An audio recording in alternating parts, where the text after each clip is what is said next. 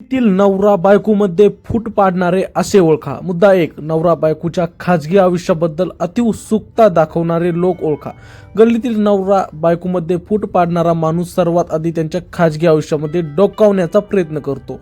हा माणूस थेट भांडण लावण्याऐवजी आधी विश्वास मिळवतो. तो कधी बायकोजवळ जाऊन नवऱ्याच्या सवयी, कमाई, मित्र, बाहेरचे संबंध याबद्दल प्रश्न विचारतो, तर कधी नवऱ्याजवळ जाऊन बायकोच्या बोलण्याच्या पद्धती, घरातील वागणूक, माहेरची मंडळी यावर चर्चा काढतो. वरवर पाहता तो काळजी दाखवत असल्यासारखा वाटतो, पण प्रत्यक्षात तो माहिती गोळा करत असतो. ही माहिती तो पुढे चुकीच्या पद्धतीने वापरतो. अशा लोकांना दुसऱ्याच्या संसारात आनंद नसतो, त्यामुळे ते तुमच्या संसारात काय चाललं याची 24 तास चौकशी करताना दिसतात.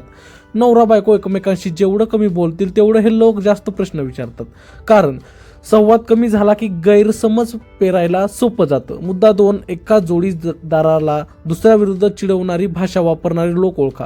फूट पाडणारा माणूस कधीही थेट तुमचं भांडण व्हावं असं म्हणत नाही. तो अगदी हळूवार शब्दात विष ओततो. बायकोला म्हणतो, तू इतकी चांगली असूनही तुला समजून घेत नाही, किंवा नवऱ्याला म्हणतो, तू एवढं करतोस तरी तुला किंमत मिळत नाही. या वाक्यांमध्ये सहानुभूती असते, पण हेतू घातक असतो. अशा लोकांची भाषा नेहमी तुलना करणारी असते. इतर जोडप्यांची उदाहरणं घेऊन तुमच्यात न्यूनगंड निर्माण करतात. हळूहळू नवरा बायकोच्या मनात एकमेकांविषयी संशय, राग आणि असंतोष निर्माण होतो. हे लोक नेहमी तुमच्या मनातील लहान गोष्ट मोठी करून सांगतात आणि मोठी चूक लपवून ठेवतात, कारण त्यांचा उद्देश सुधारणा नसून दुसरा वाढवणे असते. मुद्दा 3. भांडण्याच्या वेळी आग ओतणारे आणि शांततेच्या वेळी गायब असणारे लोक ओळखा. गल्लीतील काही लोक असे असतात की नवरा बायकोंमध्ये जहरी वाद झाला की ते तिथे हजर होतात. भांडणाच्या वेळी हे लोक सल्ला देण्याच्या नावाखाली अजून जास्त चिथावणी देतात. मी असतो तर असं सहन केलं नसतं, किंवा हे तर खूप आधीपासून असंच करत आहे, अशा वाक्यांनी ते जखमेवर मीठ चोळतात.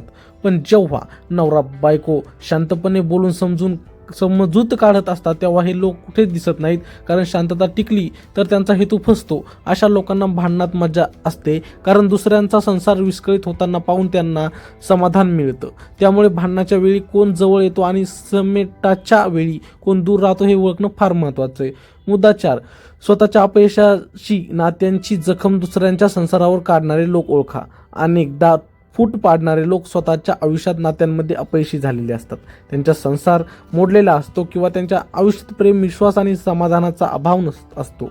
त्यामुळे त्यांना इतरांचं सुख पाहावं नाही. हे लोक आपलं दुःख थेट सांगत नाहीत, पण दुसऱ्यांच्या संसारात भेगा पाडून स्वतःला हलकं वाटून घेतात. सगळे नवरे असेच असतात, किंवा सगळ्या बायका सारख्याच असतात, अशी सर्वसाधारण वाक्य वापरून ते तुमच्या नात्यात मूल्य कमी करण्याचा प्रयत्न करतात. त्यांच्या अनुभवाचा भार तुमच्या नात्यावर टाकणं हा त्यांचा मोठा दोष असतो. अशा लोकांपासून अंतर ठेवलं नाही तर हळूहळू तुमचीही संसार त्यांच्या नकारात्मकतेत ओढला जातो. मुद्दा 5. सल्ला देण्याच्या नावाखाली अधिकार गाजवणारे लोक ओळखा. गल्लीतील काही लोक स्वतःला फार शहाणे, अनुभवी आणि सर्वज्ञ समजतात. ते नवरा बायकोच्या नात्यात सल्ला देणं आपला हक्क असल्यासारखं वागतात. सुरुवातीला ते साधे सल्ले देतात, पण हळूहळू त्या सल्ल्यात आदेश येऊ लागतो. हे असंच केलं पाहिजे, तू असं वागलास तरच ठीक, मी सांगतो हेच बरोबर. अशा भाषेमुळे नवरा बायकोला स्वतःचे निर्णय घेण्याची सवय सुटते. अशा लोकांच्या सल्ल्यावर अवलंबून राहिल्यावर नवरा बायको एकमेकांशी चर्चा करण्याऐवजी बाहेरच्याच ऐकायला लागतात. हेच फूट पाडणाऱ्याचं यश असतं, कारण संसार चालवायचा अधिकार नवरा बायकोकडून हळूहळू बाहेरच्या माणसाकडे जातो. जेव्हा घरातील निर्णय बाहेर ठरू लागतात तेव्हा नातं आतून पोखरलं जातं आणि भांडण वाढू लागतात. मुद्दा 6. गुपित बाहेर काढून त्यांचा बाजार करणारे लोक ओळखा. फूट पाडणारा माणूस गुपितांचा व्यापारी असतो. तो नवरा बायकोकडून विश्वासाने ऐकलेली प्रत्येक गोष्ट पुढे नेऊन वेगळ्या रंगात सांगतो. हे मी कुठलाही सांगणार नाही असं सांगून तो आधी गुपित काढतो आणि मग तेच गुपित इतरांपर्यंत पोहोचतो. अशा प्रकारे तो गल्लींमध्ये अफवा पसरवतो, गैरसमज वाढवतो आणि नवरा बायकोच्या प्रतिष्ठेला धक्का लावतो. जेव्हा हे शब्द पुन्हा नवरा बायकोच्या कानावर येतात तेव्हा त्यांना वाटतं की आपला जोडीदारच हे बोलत फिरतो आहे. यातून अविश्वास निर्माण होतो, संशय वाढतो आणि नात्यांची मुळे हलतात. गुपितांची चोरी करणारे लोक कधीही तुमच्या भल्यासाठी नसतात, कारण त्यांचं जगणं दुसऱ्यांच्या खाजगी गोष्टी उभा असतं. मुद्दा 7. नवरा बायकोला एकमेकांपासून वेगळं पाडणारी संगत ओळखा. गल्लीतील फूट पाडणारे लोक थेट भांडण लावत नाहीत, ते आधी संगत बदलतात. नवऱ्याला वेगळ्या लोकात ओढलं जातं, बायकोला वेगळ्या लोकांत बसवलं जातं. नवऱ्याला बाहेर बसण्याची, उशिरापर्यंत राहण्याची सवय लावली जाते, तर बायकोला घरात बसून कुरकुर ऐकण्याची सवय लागते. या प्रत्येक प्रक्रियेत नवरा बायकोचा एकत्र वेळ कमी होतो, संवाद तुटतो. जेव्हा दोन माणसं रोज एकमेकांशी मन मोकळं बोलत नाहीत, तेव्हा तिसऱ्याला मध्ये येण्यासाठी जागा मिळते. ही संगत हळूहळू विचार बदलते, वागणूक बदलते आणि शेवटी नात्यांची दिशा बदलते. फूट पाडणारे लोक मुद्दाम अशी संगत तयार करतात की जिथे नवरा बायकोला एकमेकांविषयी वाईट ऐकायला मिळेल आणि एकमेकांवर संशय घ्यायला शिकवलं जाईल. मुद्दा 8. छोट्या चुका मोठ्या करून दाखवणारे आणि चांगुलपणा लपवणारे लोक ओळखा. संसारात चुका होणं हे स्वाभाविक आहे, पण फूट पाडणारा माणूस चुकांवरच जगतो. तो नवऱ्याची एक चूक बायकोसमोर 10 वेळा सांगतो आणि बायकोचा एक शब्द नवऱ्याच्या कानात 100 वेळा टाकतो. पण जेव्हा जोडीदार चांगलं वागतो, मेहनत करतो, काळजी घेतो, तेव्हा हा माणूस शांत राहतो. कारण चांगुलपणा दिसला तर भांडणाला खत मिळत नाही. अशा लोकांची नजर नेहमी दोषावर असते. ते नवरा बायकोला हे पटवून देतात की तू खूप सहन करतोयस आणि तुझ्यावर अन्याय होतोय. या सततच्या शब्दामुळे मनात विष साचतं आणि एक दिवस छोट्या कारणावरून मोठा स्फोट होतो. मुद्दा 9. नवरा बायकोच्या मनात भीती आणि असुरक्षितता पेरणारे लोक ओळखा. फूट पाडणारे लोक भीतीचं शस्त्र वापरतात. आज नाही उद्या तो तुला सोडेल, ती कधीही दुसऱ्याला पसंत करू शकते. अशा वाक्यांनी ते मनात असुरक्षितता निर्माण करतात. या भीतीमुळे नवरा बायको एकमेकांवर लक्ष ठेवायला लागतात, संशय घ्यायला लागतात आणि प्रेमाऐवजी चौकशी सुरू होते.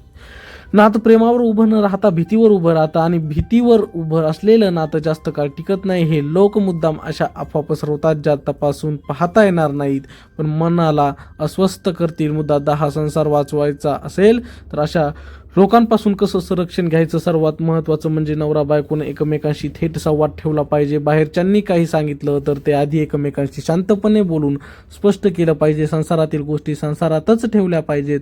प्रत्येकाला सगळं सांगण्याची गरज नसते. ज्यांना तुमचं सुख खुपतं त्यांना तुमची माहिती देणं म्हणजे स्वतःच्या नात्यावर घाव घालणं होय. नवरा बायको एकमेकांच्या बाजूने उभे राहिले तर गल्लीतील कितीही लोक प्रयत्न केला तरी फूट पाडू शकत नाहीत. संसार हा 2 माणसाचा असतो, पण तो टिकवायचा की तोडायचा हे रोजच्या छोट्या निर्णयावर ठरतं. मुद्दा 11. नवरा बायकोंपैकी एकाला जास्त महत्त्व देऊन दुसऱ्याला कमी लेखणारे लोक ओळखा. फूट पाडणारे लोक कधी कधी उघडपणे एकाच बाजूने उभे राहतात. ते नवऱ्याला जास्त मान देतात आणि बायकोला दुर्लक्ष करतात, किंवा उलट बायकोला सहानुभूती देतात आणि नवऱ्याला दोषी ठरवतात. या प्रक्रियेत एका जोडीदाराच्या मनात हे सर्व निर्माण होते आणि दुसऱ्याच्या मनात अपमानाची भावना साचते. मीच बरोबर आहे, सगळे माझ्याच बाजूने आहेत असं वाटायला लागतं की संवाद थांबतो. अशा लोकांचा हेतू समतोल राखण्याचा नसतो, तर एका बाजूला उभं राहून दुसऱ्या बाजूला कमजोर करण्याचा असतो. संसार टिकतो तो समतेवर, पण हे लोक मुद्दाम असमतोल निर्माण करतात. मुद्दा 12.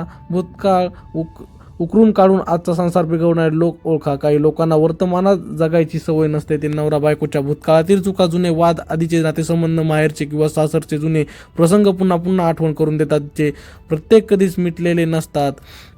ते परत उकरून काढून मनात विष पेरतात. पूर्वीही असंच झालं होतं, तुझं वागणं आधीपासूनच असंच आहे, अशा वाक्य वापरून ते आजच्या शांततेवर घाला घालतात. भूतकाळात अडकवून ठेवलं की भविष्य उभं राहत नाही हे त्यांना माहीत असतं आणि म्हणूनच ते जुने जखमा कुरतडत बसतात. मुद्दा 13. नवरा बायकोच्या आर्थिक बाबींमध्ये गैरसमज पसरवणारे लोक ओळखा. पैसा हा संसारातील नाजूक विषय असतो आणि फूट पाडणारे लोक याच ठिकाणी वार करतात. तो पैसे कुठे खर्च करतो, ती पैसे लपवते, घरासाठी पुरेसं देत नाही, अशा अफवा पसरवून ते संशय निर्माण करतात. अनेकदा खोट्या अंदाजावर आधारित गोष्टी सांगून ते नवरा बायकोला एकमेकांविरुद्ध उभं करतात. पैशाबाबत स्पष्टता नसेल तर वाद वाढतो आणि हे लोक त्यांचाच फायदा घेतात. पैशांचा विषय चुकीच्या कानात गेला की नात्यात अविश्वास रुजतो. मुद्दा 14. नवरा बायकोच्या संयमाची परीक्षा घेणारे लोक ओळखा. फूट पाडणारे लोक पटकन हार मानत नाही. ते हळूहळू वेळ घेऊन पुन्हा पुन्हा प्रयत्न करतात. आज एक वाक्य, उद्या दुसरी शंका, परवा एखादी अफवा. अशा पद्धतीने ते संयमाची परीक्षा घेतात. नवरा बायको थकले की एक दिवस रागाने काहीतरी बोलून बसतात आणि मग सगळा दोष एकमेकावर जातो. हे लोक थेट भांडण घडवत नाही, ते संशय लपवतात आणि संयम संपला की नातं डळमळतं. मुद्दा 15. नवरा बायकोंमध्ये तुलना पेरणारे लोक ओळखा. गल्लीतील फूट पाडणारे लोक तुलना हे सगळ्यात घातक शस्त्र वापरतात.